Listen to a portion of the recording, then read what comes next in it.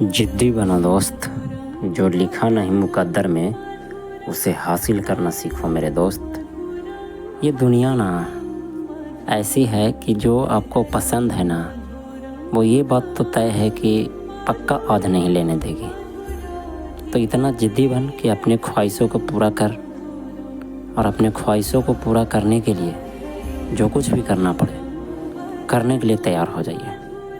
नमस्कार दोस्तों, मैं अमरनाथ कुमार आपको स्वागत करता हूं अपने YouTube चैनल मैथ भाई अमरनाथ सर पे।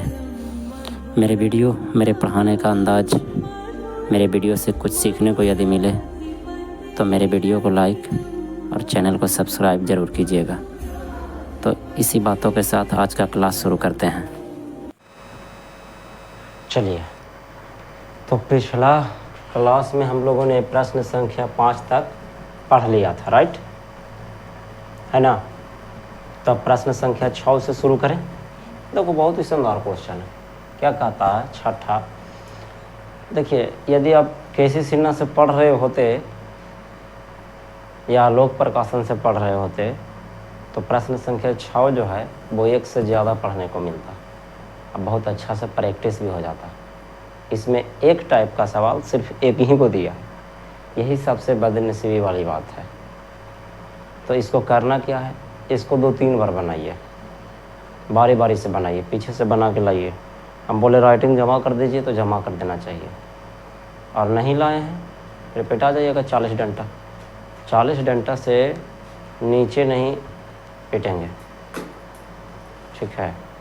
चलिए, तो देखा जाए। प्रश्न संख्या 6 कहता है कि यदि बिंदु इतना इतना इतना इतना, यानी टोटल के गो बिंदु दिले हैं 4 गो, इसी क्रम में लेने पर एक समांतर चतुर्भुज के शीर्ष हो तो x और y का निर्देशांक ज्ञात कीजिए। यही ना? नहीं, x और y ज्ञात कीजिए। हाँ, वही हुआ, यानी x और y का मान ज्ञात करना है। चलो देखो, छठा, सबसे पहले जो दिया गया उसको क्या करेंगे, मानेंगे। तो लिखेंगे माना कि a बराबर, b बराबर, c बराबर और d बराबर, चारों के ही ना क्लियर की मान लिया पहले। कौन सी भला 1, 2, 4, y, x, 6, 3, 5। Very good. अब कल के इसी क्रम में जो है वो क्या है, ABCD क्या है, शीर्ष है ठीक है, समांतर चतुर्भुज के। अच्छा, हम देखना चाहते हैं क्या उदाहरण में भी एक आगो देता है ऐसा BTBC में। केसी सिन्हा तो बहुत अच्छा। उदाहरण नंबर 10।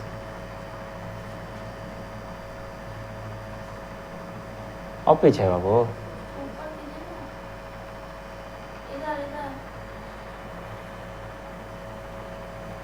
उदाहरण 7 मिल गया, 8 मिल गया।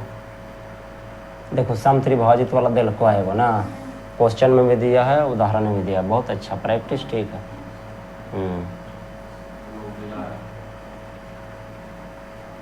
तो ये तो माध्य बिंदु के लिए है। अच्छा, चला, ओकरा से कोई दिक्कत वाली बात नहीं है। कुछ लिख ले, यदि बिंदु इतना इतना इतना एक समांतर चतुर्भुज के शीर्ष इसी क्रम में हो, है ना रे, तो P का मान ज्ञात करें। हाँ ठीक है, चलो अब देखा, समांतर चतुर्भुज बनेगी ना, तो ना समझ में आता है। एक से थोड़ा सा क्लियर ऐसे कर देवे ला, थोड़ा छोटा कर दिया, ज़्यादा खिंचा गए है, हल्का छोटा ज़्यादा ना। चलिए, या ठीक है, क्लियर हो गया। इसका नियमक देखो, ABCD हो गए इसी क्रम में के मतलब क्या हुआ कि जैसे ABCD वैसे घूम जाइए, है ना। कहीं कहीं बुक में A यहाँ से स्टार्ट करता है, ठीक है, ABCD ऐसे घूमता है। घूमो, जैसे तुमको घूमना वैसे घूम जाओ, आंसर में कोई दिक्कत नहीं होगा, आंसर उतना ही आएगा, ठीक है। चलिए देखिए, अब सवाल ये उठता है कि कैसे ये बनेगा। तो 2 तरीका है मेरे हिसाब से। पॉइंट नंबर पहला कि हम लोग जानते हैं कि आमने सामने की भुजाएं क्या होती है, बराबर होती है ना। यानी कि AB बराबर कौची कर देंगे, CD, तब बिल्कुल रिलेशन हो जाएगा। लेकिन वैसे में समीकरण बन जाएगा। पहले चीज़ को समझिए, बन तो जाएगा लेकिन बहुत लंबा प्रोसेस जाएगा। एकरा बराबर कर भी ना तो एगो समीकरण बनतो, ठीक है। पहले समझिए, ये दोनों के बराबर करबू तो x + y = 5, ऐसे करके दो चरबल रैखिक समीकरण जैसा बनेगा, ठीक है। इसको जब बराबर बनाओगे स्क्वायर में वो भी आएगा, इसको जब करोगे तो एक और समीकरण बन के आएगा। अब उसको फिर हल करना पड़ेगा, तो बहुत बम्बा खेड़ा है उसमें, ठीक है, बहुत ज़्यादा समय की खपत है। तो ऐसा काम करते विकर्णिक नियम से बनाते हैं। तुम लोग को पता है कि AC और BD देख रहे हो कहाँ पर काटता था, O पर, और हम बताए थे कि ये वाला कटान है, ये वाला कटान दोनों आपस में क्या होता है, बराबर होता है। दूसरा, ये वाला कटान और ये वाला कटान बराबर होता है। एक चीज़ गौर की है, देखिए क्या गौर करने वाली बात है कि बिंदु O जो है ना, देखो तो AC का मध्य बिंदु होगा। पहले समझ लीजिए अच्छा से, किसका, AC का। A से लेकर के C तक के बीच में नहीं थी भोला, कैसे कि एता से NA बराबर, एता से NA बराबर, तो मतलब वो है जो मध्य बिंदु है, किसका, AC का। वेरी गुड, बहुत अच्छे। और O जो है वो BD का भी मध्य बिंदु है, देख लीजिए अच्छा से। ये वाला विकर्ण जो है इसका भी तो बीच में ही तो आता है, तो हम कह सकते हैं ना, तो यही अब हमारा फायदा पहुंचाएगा कि O जो है वो किसका मध्य बिंदु बाबू, AC का भी मध्य बिंदु और BD का भी मध्य बिंदु है। और मध्य बिंदु बीच में रहे, देखो ना, तब मध्य बिंदु के फार्मूला पढ़ेली है, तो कौन बता सकता है, रुपेश कुमार बताओ, मध्य बिंदु के लिए फार्मूला बताओ। लड़का में से पीछे उधर जो भी आया बच्चा बोलिए, मध्य बिंदु के लिए फॉर्मूला पढ़ाए थे।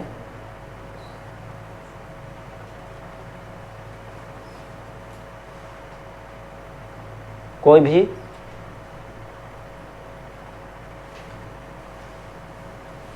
एनीबॉडी बताइए, पिछला क्लास में ही पढ़ाया गया, तुम बताओ। चलो ठीक, बहुत अच्छे। तो ध्यान देना, लिखेंगे कि चूँकि ये बैच जो है ना वो बहुत अजीब बैच है, भगवान जाने इसका क्या होगा, ठीक है। कोई मतलब ही नहीं है पढ़ने से, सिर्फ तुम लोग फॉर्मेलिटी निभा रहे हो गार्जियन को दिखाने के लिए, और कुछ लेना देना तुम लोग को दूर दूर तक पढ़ाई से नहीं। सुधार जाओ, वरना सुधार तो रहवे किए हैं, लेकिन अभी तक तो सुधार नहीं हुआ। डंटा कहाँ गया हमारा, नहीं है,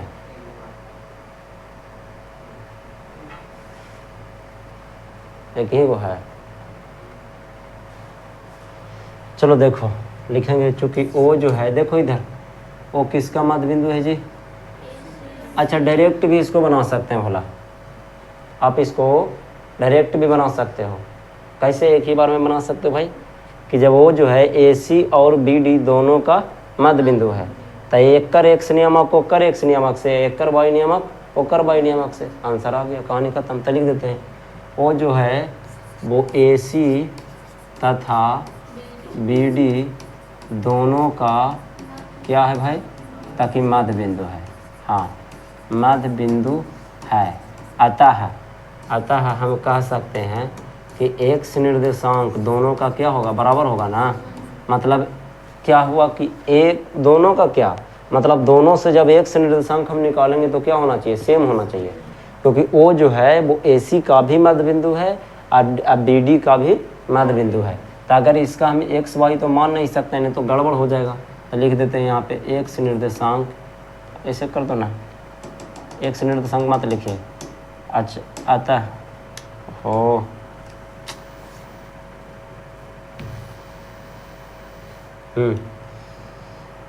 अतः ऐसा कीजिए, X निर्देशांक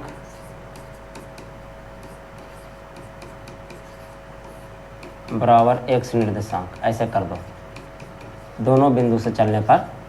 तब फॉर्मूला लगा दीजिए, देखिए x1 + x2/2 मध्य बिंदु है ही तो, है ना, ई पार्टी भी हो जाएगा x1 + x2/2। तो ध्यान देने योग्य ये बातें है कि x1 एक बार किससे चलोगे, AC से, एक बार किससे चलोगे, BD से चलोगे।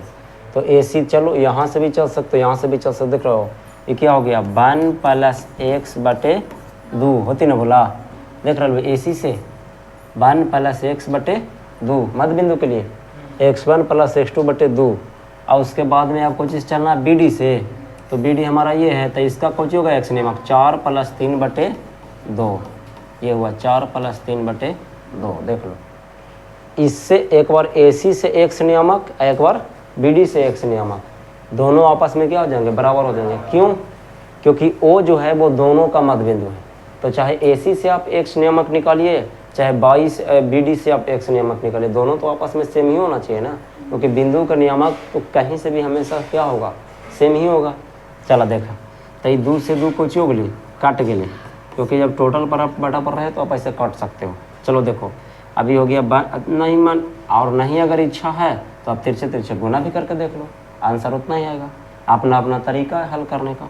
चलो अब इसको करो, ई पट्टी बच गया 1 प्लस x, और वो पट्टी कितना बच गया 7, ठीक है। तो ये हो गया हमारा x बराबर 7 प्लस 1, इसीलिए x बराबर कितना हो गया 8 हो गया, समझे।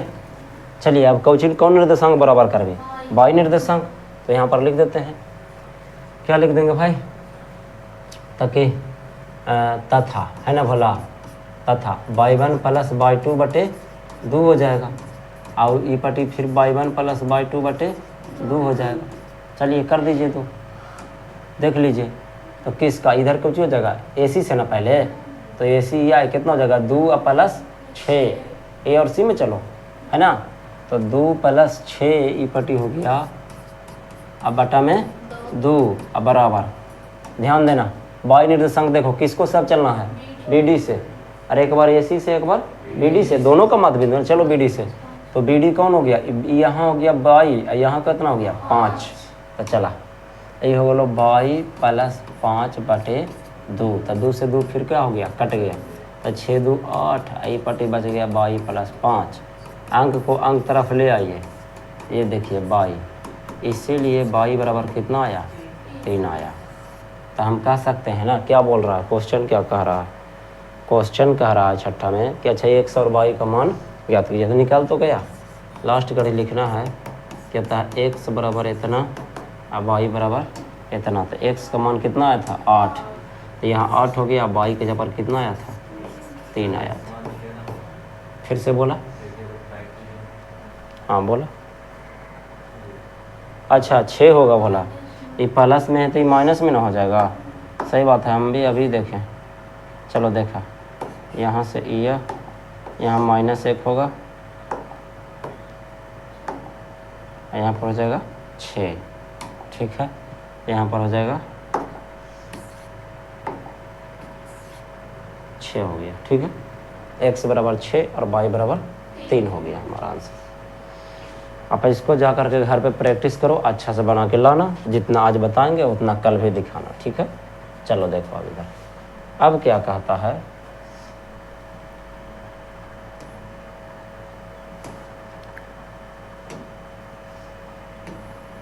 सवाल संख्या 7। तुम लोग एक भी प्रश्न लेकिन नहीं लाते हो घर से बना के, परेशानी यहीं पे है। सवाल संख्या 7 कहता है कि बिंदु A के निर्देशांक याद कीजिए ना भोला, जहां हाँ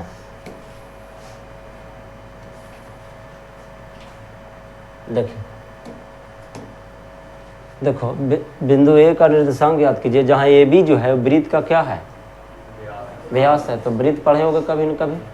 तो चलिए हम वृत्त बनाते हैं। प्रश्न संख्या 7, निर्देशांक देले है, बिल्कुल देले है, हाँ भोला B का निर्देशांक तेरे को पता है, तो चलो पहले पिक्चर बनाते हैं, ठीक है। ये हमारा हो गया वृत्त, ये हमारा हो गया AB, इसी को कहते हैं कुछ वृत्त का व्यास, बीच में कौन होता है, केंद्र, जिसको क्या कहते हैं O, है ना। अच्छा AB वृत्त का व्यास है, जिसका केंद्र 2,-3 है, केंद्र मतलब कौन ही भला ओ, एक एकरा नियामक दल के 2,-3, चलो ठीक है, बहुत अच्छी बात है। तथा B का निर्देशांक कितना है 1,4, तो इसका नहीं पता है, तो इसका हम लिख सकते हैं x1, x2 x1, y1, है ना, नहीं हटा, इसको इधर लिख देते हैं, साइड में लिखते हैं x1, y1। कोई कहेगा गुरु जी इसको x y नहीं मान सकते हैं, हाँ मान सकते हैं, मानने में क्या दिक्कत है, लेकिन एक चीज़ ध्यान दीजिए, त्रिज्या जो होता है वो क्या होता है, बीचे बीच में होता है। पढ़े हो तब पढ़े हो तो ये जो सॉरी त्रिज्या बोल रहे हैं, वो जो है जिसको हम लोग क्या कहते हैं, केंद्र, चाहे केंद्र कहिए, वृत्त का केंद्र कहिए, है ना। ये ए बी का क्या होता है, बीचे बीच में होता है ना। तो जब बीच में होता है अगर मतलब कौन बिंदु है वो, मध्य बिंदु। तब मध्य बिंदु है तो मध्य बिंदु का फार्मूला लगाएंगे, आंसर आ जाएगा। अब इसमें बचा क्या, कुछ भी नहीं। मध्य बिंदु का फार्मूला पता है ना क्या, अगर एक्स वाला पूछे तो x1 प्लस x2 बटे 2, यदि y वाला निकालना हो तो y1 प्लस y2 बटे 2 होगा, है ना।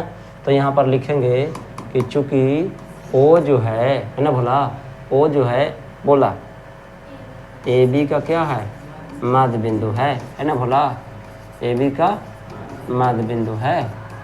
हाँ, तो इसीलिए x बराबर ना, फार्मूला क्या होता है, x1 प्लस x2 बटे 2 होता है। तो देख लो अच्छा से जरा, आज अब y बराबर भी निकाल सकते हो, तुम्हारी मर्जी, है ना।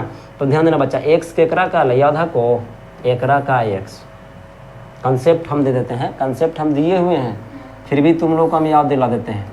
हमने दिया था कि a यदि बिंदु ये है, अब b यदि बिंदु ये है, इसका चूँकि ये पहला बिंदु है ना, तो इसका नियामक x1, y1, इसका हो जाएगा x2, y2। अब बीच में कोई बिंदु p है जो कि कौन बिंदु है, मध्य बिंदु यदि हो, मध्य मैंने बीच वाला 50-50, और इसका निर्देशांक कौन हो, x, y हो। तब हम फार्मूला पढ़ाए थे कि x बराबर जो होता है ना वो x1 प्लस x2 बटे 2 होता है, ये पढ़ाए थे। अब y बराबर जो होता है वो होता है y1 प्लस y2 बटे 2 होता है। तो विश्वास है सबके कॉपी में लिखा हुआ होगा, और ना लिखा हुआ होगा तो इसका मतलब ये है कि क्लास आप आए नहीं थे। और तीसरा ये भी पॉइंट हो सकता है कि पीडीएफ जो क्रैक किया हो सकता, लेकिन तुम लोग का पीडीएफ क्रैक नहीं किया है, ठीक है। तुम लोग का सारा पीडीएफ चला गया, सबूत उसमें लिखा हुआ है। तो अभी हम दिखाएंगे तुम लोग को, मोबाइल पर जो भेजे हैं ग्रुप में वो तो सही है ना। अब धीरे धीरे सभी बच्चा अपने मोबाइल में टेलीग्राम बनाए। टेलीग्राम एक चैनल होता है, व्हाट्सअप की तरह ही होता है, ठीक है। टेलीग्राम चैनल बन करके मुझे ज्वाइन करें, ठीक है। और हम ग्रुप पे को बनाएंगे, हम खुद ही बना देंगे। चलिए देखिए, आ जाइए। तो x बराबर फार्मूला होता है x1 प्लस x2 बटे 2। कोई को कहेगा गुरु जी y बराबर नहीं लगा सकता, y बराबर लगेगी ना बाबू। देखिए x बराबर लगेगी तो x1 निकल के थी, y बराबर लगेगी तो y1 निकल के थी। तो तुमको मान अगर लगले निकलना है तो लगले निकालो, बाद में निकालना है बाद में निकालो, कोई दिक्कत नहीं। लेकिन लगले मत निकालिएगा अभी, क्योंकि सबका सिचुएशन अलग अलग होता है। कारण हम बता रहे हैं ना कि देखो, ये देख रहे हो पहला बिंदु x1 y1 कहला है भला, दूसरा बिंदु x2 y2। अब बीचवा में रहा जेकरा x, देख रहे हो कहाँ से आ रहे x, देख रहे हो y कहाँ लिखा रहे है ना। तो x1 यहाँ से उठा है, x2 यहाँ से उठा है, y यहाँ से उठता है, y2 यहाँ से उठता है। तो देख रहे हो यहाँ पे, तो x का नियामक कितना हो जाएगा, 2 नहीं रे, गलती से भी मत लिखिए। x1 के जगह पर कौचे भोला x1 है ना, x2 के जगह पर कितना है 1 है। अब बटा में कितना हो गया 2, तो 2 से 2 काट दियो ना, काटते तिरछे तिरछे गुना होगा, है ना। तो ये 2 दूनी कितना हो गया 4 बराबर ये x1 प्लस कौची हो गया 1। तो ये 4 आई प्लस में है तो ये पटिया माइनस में ना हो गया, तो इसीलिए x1 का नियामक कितना हो गया बाबू 3 हो गया, ठीक है। ऐसे क्लियर। हम इधर लिख देते हैं तथा, है ना, तथा। तुम लोग भी बना सकते हो ऐसे, क्योंकि बोर्ड एग्जाम में देखा पिछला बार बहुत सारा बच्चा का कॉपी घट गया था। तो कॉपी घट गया इसका मतलब क्या है कि स्पेस की कमी है, या मैथ ज़्यादा दूर दूर पर बना दिया आपने। ऐसा भी होता है कि कोई बच्चा बहुत दूर दूर पर डील करता है साफ दिखने के कारण, है ना। तो तथा करके लगले साफे सुथरा बनाइए बस, उसका कॉपी तो लंबा होता है, ऐसे होता है, ठीक है। तो करो। तो y का फार्मूला हमने पढ़ाया था क्या, y1 प्लस y2 बटे 2 होता है। तो देख लो y का निर्देशांक कितना है भोला -3। अरे यहाँ से तुलना नहीं करना होता है जी, -3 बराबर y1 का मान y1 ही है ना। आज अगर कोई बंदा क्या y1 के जगह पर y मानता है तो y रखना पड़ेगा, x1 के जगह पर x मानता है तो x रखना पड़ेगा यहाँ, है ना।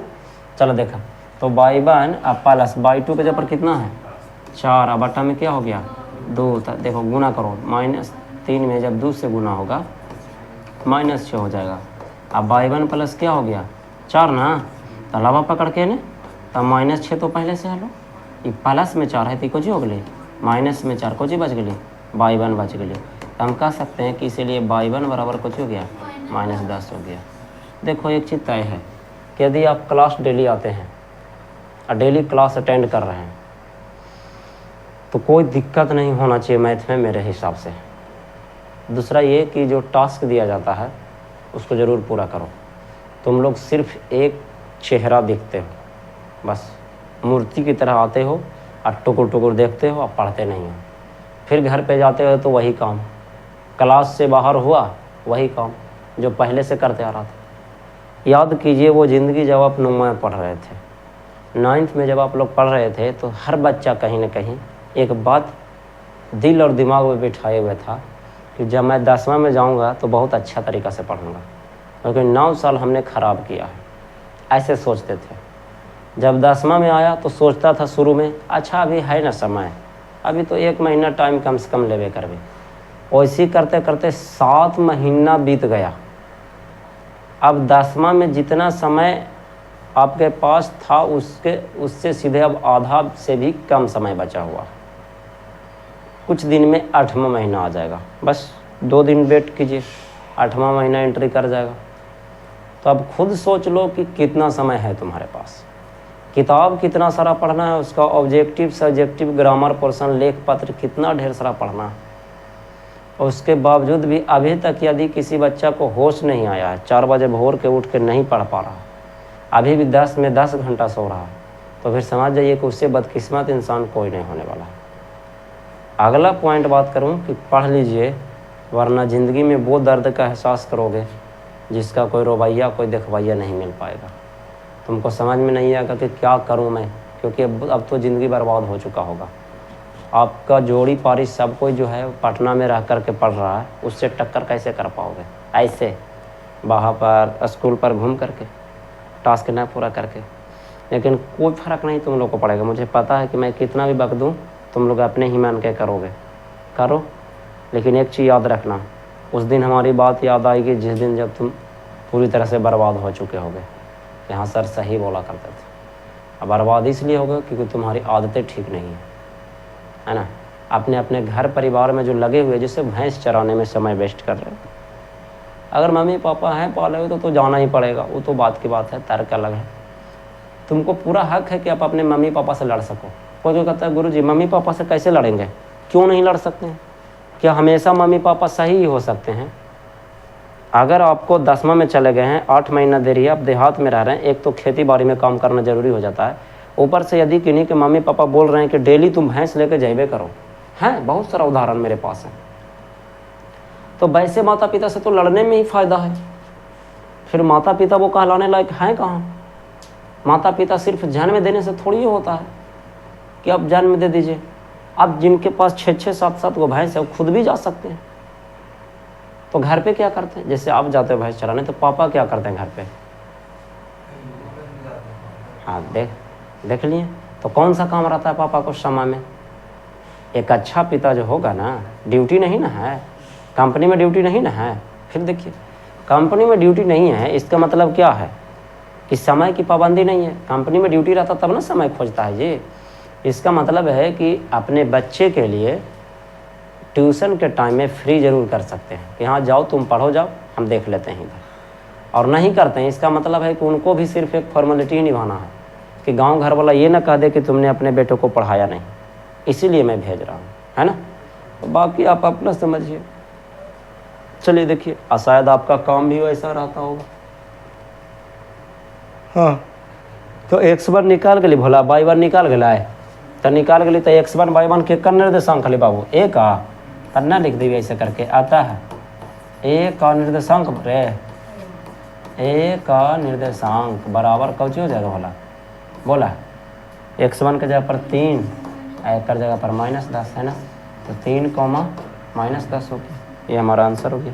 क्लियर है? किसी बच्चा को यहाँ पे कोई परेशानी है तो आप बोल सकते हैं, बोलिए। कोई दिक्कत है? किसी लाइन में किसी पंक्ति में दिक्कत हुआ है तो आप पूछ सकते हैं हमसे।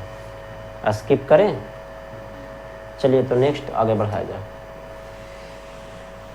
अब सवाल क्या कहता है अगला, जो देख लेते हैं ना। देखिए अगला सवाल कहता है प्रश्न संख्या के मान बोला बोला 8 7 तक तो बता ही दिलियो है ना। प्रश्न संख्या 8 आ जाइएगा एक्सटर्नल क्लास। नहीं, बहुत सारा बच्चा बोला जी अगर आओगे तो रखेंगे बोला, और नहीं आओगे तो काहे ला रखेंगे। लेकिन मेरा ऐसा मानना है 9:30 से आज रहेगा, ठीक है। क्योंकि अब तुम लोग के हिसाब से तो हम बिल्कुल नहीं चलेंगे, हम अपने हिसाब से चलेंगे। क्योंकि 10 मुझे ज़्यादा लेट महसूस होता है। 9:30 बजे आइए ताकि आधा घंटा हम भी पहले छुट्टी दे सकें, हमें भी समय महसूस हो सके, ठीक है। और ज़्यादा जल्दी ख़त्म करना है तो दीदी की तरफ भी मैथ शुरू कर दीजिए, वो ही बता सकती है, उनसे भी देख लो पर। चलिए देखिए आ जाइए। यदि ए और बी दो को देले है, पहले समझ लीजिए, ए और बी देले है इतना और इतना, तो बिंदु पी का निर्देशांक ज्ञात कीजिए। तो पी के चर्चा आगे जरूर करेगा, अभी थोड़ी कुछ बोलबो नहीं किया कि पी है क्या, कैसा बिंदु है ना, तो आगे जरूर कीजिएगा। ताकि ए पी बराबर 3/7 है, यही तो फैक्ट है। 8वां में सबसे पहले लिखना है दिया है ना भला, कुछ दिया भला, ए बराबर दिया है और बी बराबर दिया है, दिल के है। चलो अब बोर्ड एग्जाम में यही तो करना है, सबसे ज़रूरी चीज़ है ना। कि बहुत सारा बच्चा को यह बोला गया कि बोर्ड एग्जाम में प्रश्न लिखना ही नहीं है, तो ससुरा तेने क्वेश्चनों नहीं लिखता है। अब मैं तुमको एक बात बताऊं कि थोड़ा बहुत तो लिखना बनता है। जो प्रश्न में जो डेटा दिया गया है उस डेटा को लिखोगे तभी तो वहाँ जांच करने वाला सही से जांच कर पाएगा। और बहुत सारा बच्चा में कल वाला टेस्ट में हमने बहुत सारी त्रुटियाँ देखी है ना। जिस दिन टेस्ट का रिजल्ट दिया जाता है उस दिन ज़रूर आइए, वरना एक तो आपका कॉपी यहाँ रखा रह जाता है और टेस्ट का कोई बेनिफिट नहीं हो पाता। क्लियर है? तो टेस्ट दिन जरूर आइए, सलाह लीजिए, सलाह के हिसाब से काम कीजिए। पिछला बार का टेस्ट का अभी तक नहीं पिटाई हुआ है, इसीलिए आप लोग अभी कोई फ़र्क नहीं पड़ता है। चलिए आ जाइए तो मुद्दा की बात करते हैं। तो मुद्दा ये है माय डियर कि ए और बी देले है ना। अच्छा तो कर ले कि पी जो है वो कहाँ पर स्थित है, बोलिए। रेखाखंड ए बी पर। तो रेखाखंड का मतलब क्या हो गया, ये रेखाखंड का मतलब क्या हुआ, ए बी ना। चलिए ठीक है, अब पी है बोला, चला ए का निर्देशांक मान है तो लिख दीजिए, ना माने तो ना लिखिए, समझने के लिए लिख दीजिए। लीजिए पिछला क्लास में विभाजन सूत्र पढ़िए ना भला, बस वही काम है। अच्छा देख रसगुल्ला, यदि यहाँ पर रेशियो दे दे, इसका बिंदु जनरली क्या माना करते थे हम लोग, x, y मानते थे, होता भी है क्वेश्चन के हिसाब से। ध्यान देना ये मध्य बिंदु नहीं है, प्रश्न में बोला है मध्य बिंदु। मध्य बिंदु बोल देता तो नाम x1 + x2/2 और y1 + y2/2 चुटकी बजा के आंसर आ जाता। लेकिन नहीं बोला है मध्य बिंदु, तो नहीं बोला तो एक जगह पर रेशियो तो दे ले भला। लेकिन देवे के तरीका देख रहे है कैसा है, लिखल के है ए पी बराबर, देखिए रसगुल्ला मेरे 3/7 AB बोला हाँ या ना। ये तो अपन कौची के चिन्ह आपको गुना के, तो क्या हम इसको ला सकते हैं ये पट्टी, तो ए पी बटे कुछ हो जाएगा, ए बी वो पट्टी कुछ हो जाएगा, 3/7 बच जाएगा। इसका मतलब आप समझो पहले अच्छा से, ए पी के यूनिट है 3 यूनिट, ए बी के यूनिट है 7 यूनिट। रसगुल्ला मेरे देख कैसे निकालती जाए, इसीलिए हम ए पी अब बटे, देखो हमको रेशियो क्या चाहिए ये समझो मैथ बनाने के लिए, ए से लेकर के पी तक, अब पी से लेकर के बी तक, क्योंकि आप लोगों ने पढ़ा है रेशियो जो होता है एम अनुपात को के फॉर्मेट में होता है, एन के फॉर्मेट में। तो इतना से एन ना भाई बोला, और उतना से ओने होगा है, तो हमारा तो चाहिए ए पी, तो ए पी का वैल्यू है कितना है, 3 है। हाँ ये तो हमारा पता है, ठीक है लिख दिली 3 बोला, क्लियर है, लिख दिली ना। दूसरा हमको चाहिए कौन चीज, बी पी, देखिए तो बी पी चाहिए चाहे पी भी चाहिए, और यहाँ हमारा वैसे कुछ ना है, ए बी पता है। तो ए बी मतलब कहाँ से कहाँ तक, ए से लेकर के बी तक है। अब देखिए सेंस ऑफ ह्यूमर सोचते हैं, आप खुद बताइए कि ए से पी तक के रुपया को, ए से बी तक के रुपया, ए से बी तक 7 रुपया, मतलब टोटल के रुपया को 7 रुपया, जरा में से इतना के रुपया, तब बचलो कितना, एक मतलब ये 4 रुपया होते। समझ लीजिए दिमाग को। जैसे हमारा ए बी का टोटल यूनिट कितना दिया हुआ था, 7 यूनिट, तो ए बी यदि 7 यूनिट है जिसमें ए पी है जो 3 यूनिट है, तो ए बी देख रहे हो पिक्चर के हिसाब से, ए बी ये हुआ ना, ये टोटल के रुपया है 7 रुपया, जिसमें से AP का वैल्यू हमको खुद दिया है 3 रुपया, तो ये जब 3 रुपया का मतलब ये 4 रुपया है, सिंपल। तो इसका ओरिजिनल जो रेशियो हो गया वो कितना हो गया, 3:4 हो गया। अब इसी से मेरा काम होगा, तो यहाँ पर लिख दीजिए, इसीलिए AP अब बटे कोची बाबू PB का जो वैल्यू हो जाएगा, ये तो AP तो 3 रहबे करेगा, और 7 में से 3 घटेगा तो कितना बचेगा, 4 बचेगा। ये हमारा रेशियो का मान निकल गया। अब आप ना भी निकालिएगा तो भी डायरेक्ट आप ऐसे लिख सकते हो। अब ये कौन सूत्र से बनेगा, विभाजन सूत्र से। इस तरह का सवाल माय डियर आप पिछला क्लास में पढ़ चुके हैं, मेरे पास PDF है सबूत के रूप में, ठीक है, सेम टू सेम। तो मैं चाहूँगा कि आप लोग विभाजन सूत्र से इसको क्या कर लें, हल कर लें। तो यहाँ पर लिख देंगे विभाजन सूत्र से तना कल के बिंदु P का कौची याद कीजिए, निर्देशांक। देख रहे हो निर्देशांक ना निकल जाता है, बोला विभाजन सूत्र से। तब मैं चाहूँगा कि आप लोग खुद इसको बनाएं, है ना। फार्मूला 2 गो हुआ है, एगो X नियामक एगो Y नियामक। तो X नियामक के लिए फार्मूला पहले X बराबर mx2 + nx1 बटे m + n, यह पढ़ाए थे, है ना।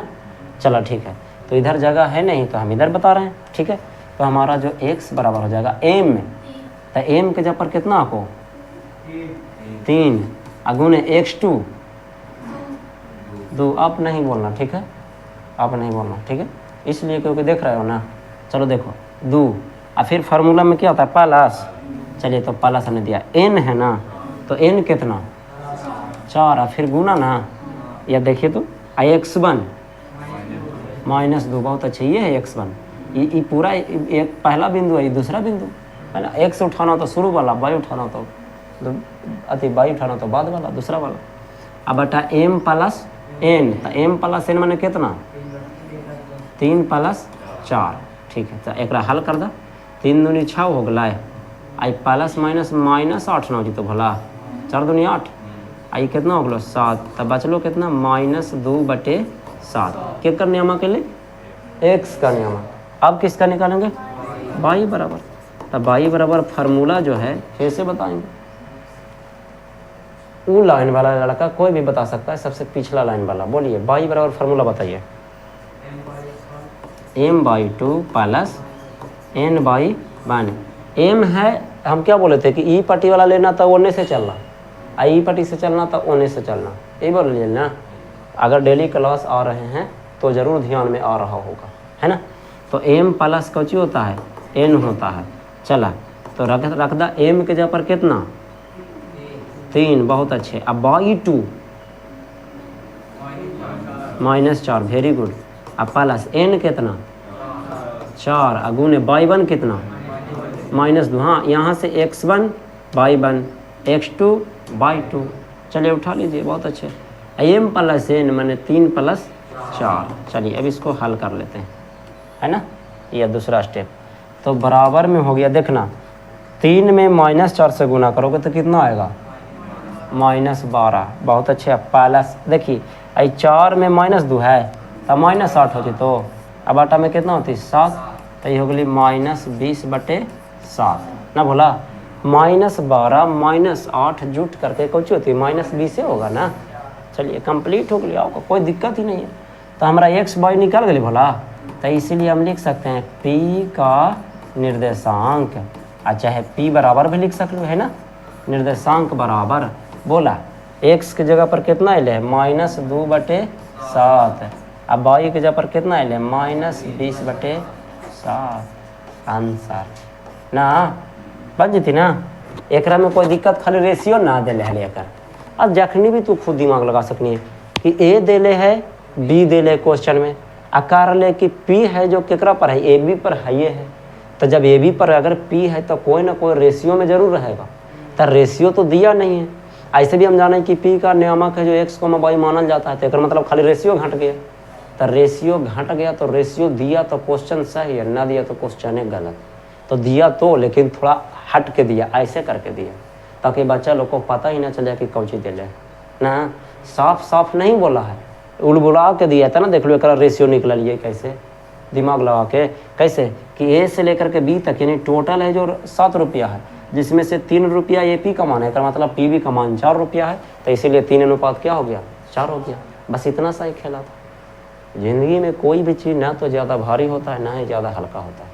ये हमारे सोच पर और तर्क पर डिपेंड करता है कि आप कैसे उसको सोचते हैं। लेकिन एक चीज़ हमेशा याद रखना, चाहे वो भारी मैथ हो चाहे वो हल्का मैथ हो, तुम एक स्टूडेंट हो और 10वां में पढ़ रहे हो और वो 10वां का मैथ भी है, तो तुम्हारा फ़र्ज बनता है चाहे कुछ भी हो उसको हल करो, दूसरा कोई है ही नहीं। और अभी से जब ये एटीट्यूड नहीं आएगा तुम्हारे अंदर तो फिर ज़िंदगी में तो बहुत ज़्यादा कमज़ोर रह जाओगे तुम, कोई भी काम में सफल नहीं हो पाओगे फिर ढंग से, कि कोई भी काम करने में मन ही नहीं लगेगा। ये जो मैथ बनाते बनाते जो हमारी मानसिकता जो लोड आता है, जिससे हमारा मानसिक स्थिति इतना मजबूत होता है कि हम लोग आने वाले ज़िंदगी में भी बहुत सारी मुसीबतों का सामना ऐसे ही कर सकते हैं चुटकी बजा के।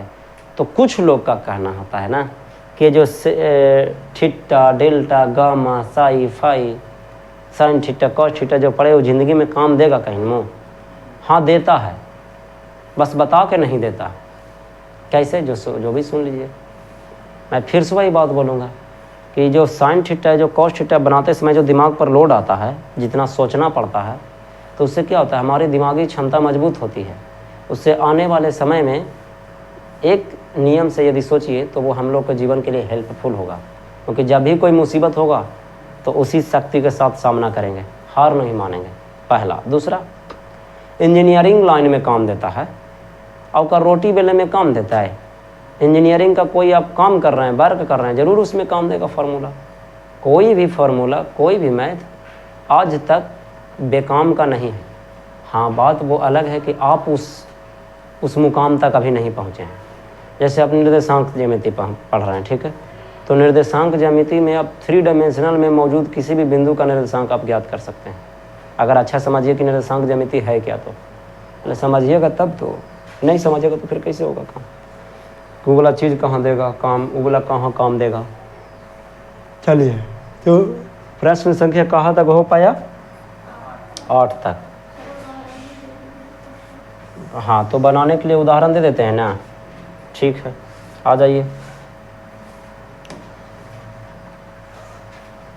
देख बोला, अब जो तुम लोग जो है ये वाला जो उदाहरण कहाँ से कहाँ तक बना के लाओगे भाई, रुक जाओ। लेकिन बहुत सुंदर सुंदर लेकिन क्वेश्चन है यार, इतना मस्त मस्त क्वेश्चन है ना कि इसको बनाओ। आज जैसे हम पढ़ाए तो वैसे बनाओ, ठीक है ना, आल बल से मत बनाओ। हाँ ठीक है।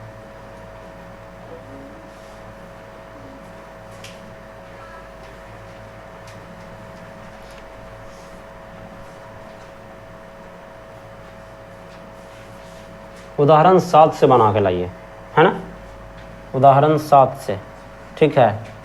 तो ये आपका होमवर्क रह गया, उदाहरण नंबर 7, उदाहरण नंबर 8, उदाहरण नंबर 9 और उदाहरण नंबर 10। तो ये हमारा HW हो गया। क्या हो गया HW में भाई? तो उदाहरण 7, पेज नंबर कितना है क्योंकि तुम लोग को बताना पड़ेगा। हाँ, पेज नंबर हो गया 180, पेज 180 के आसपास से शुरू करना है, ठीक है। इतना होमवर्क में रह गया टास्क तुम्हारा, मेरे हिसाब से बन जाना चाहिए। एक ठो मध्य बिंदु पर है आधारित, एक ठो अभी जो बताया विभाजन सूत्र उस पर है आधारित, और एक ठो थोड़ा सा हट के है। तो थोड़ा सीखो मैथ, है ना, क्लियर है ना।